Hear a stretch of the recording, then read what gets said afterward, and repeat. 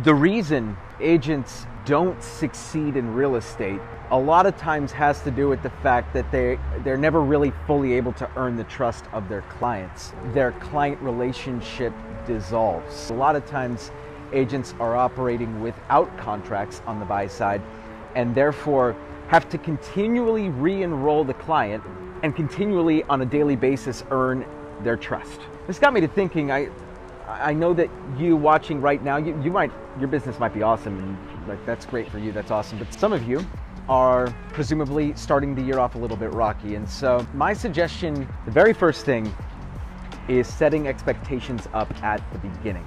Any good relationship, business relationship or personal relationship, the expectations conversation should be had up front, not midway through, but at the beginning. Want to know why most agents lose listings? Because they don't set proper expectations up at the beginning. You want to know why most buyers agents lose their buyers? It's because they don't set up proper expectations at the beginning. How do I build trust with my clients? A good way as of right now, how I'm building good trust with my clients is just how the market currently is. We can already get an idea of how this year is going to look like, 2022. I'm actually telling a lot of my buyers that it's actually better to buy within the next 60 days because of just how crazy this market's going to be in spring and summertime. Once they actually do buy within the next 60 days, they would be able to build up a good amount of equity for themselves and for their families. So that's one way I've been building that trust with them, is by showing them and explaining to them why right now is actually the best time to buy.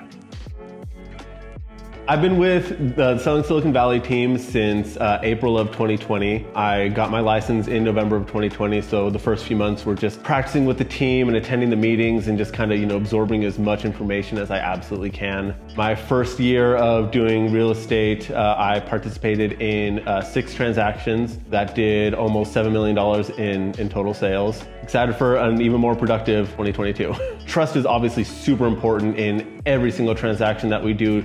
And your clients really expect you to always be completely forthright and honest with them. I let them know everything that's going on, and if they have a question for me that I don't know the answer with absolute certainty, I'm always just, I tell them, hey, so I don't have the exact answer for you right now, but I will do the research necessary. I'll come back with all of my sources and I'll give you the answer that you need. And I think that's really important to admit when you don't know something, because it's better to say, I'm not sure, rather than to kind of give them an answer that may or may not be actually factually correct. And that can do a lot to ruin your credibility with them immediately. And so it really goes a long way to have the answers for them, but if you don't, to just be honest with them that, hey, I need to look this up for you. There are some nuances that I come across where I just don't know the answer, but some people like Hans, shout out to Hans, he's always been there for me. He's always helped me out if I do come across a situation that I'm just not sure how to handle. He's always been there for me, and not just him, but other people on the team. We're here to support each other, and we're really just one big family. I've learned to be much more forthright when it comes to my clients and giving them exactly what they want.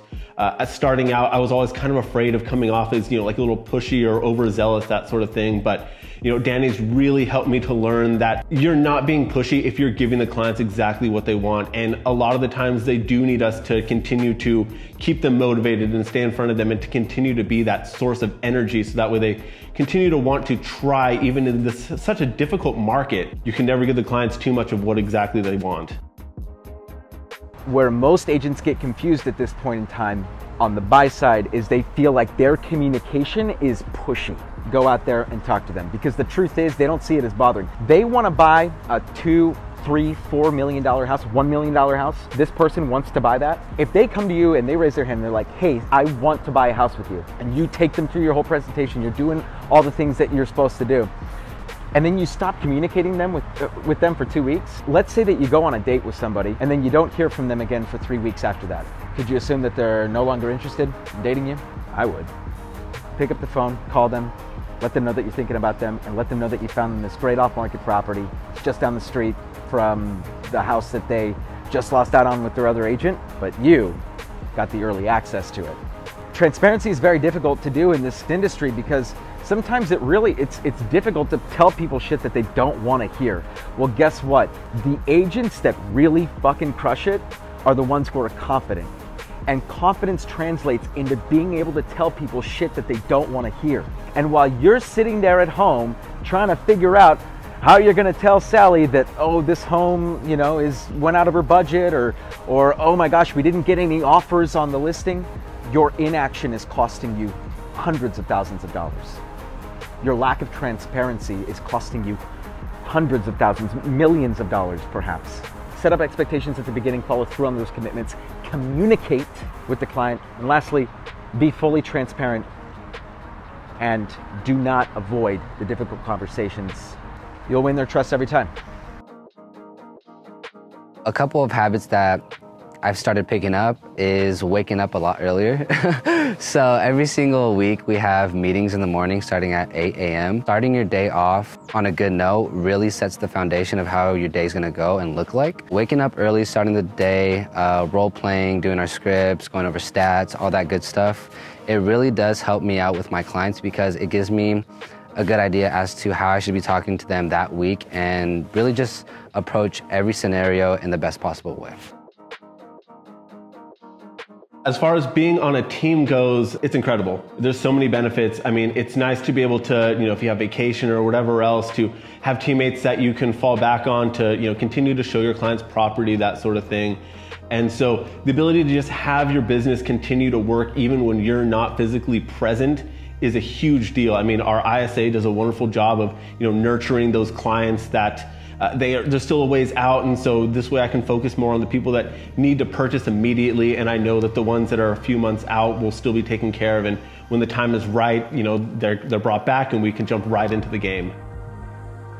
A good reason why someone should use an agent right now is because of how crazy it is in this market. Honestly, the best negotiator is the one that gets the house for their client. Me explaining my value to my clients really makes them realize how crazy, one, how crazy this market is, and two, how I'm gonna get them the house that they deserve.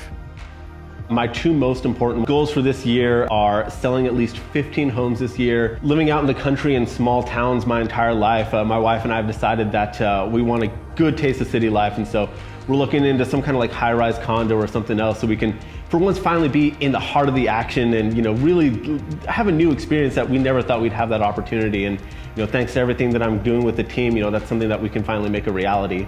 You need someone that's going to fight as hard for you as they possibly can, and working with an agent, it really takes a lot of that pressure off because these sellers, people living in the Silicon Valley, I mean, they have to work all the time in order to be able to continue to afford to live here. And not being able to take off the time to do the negotiations, to continue to follow up with the listing agent, that sort of thing.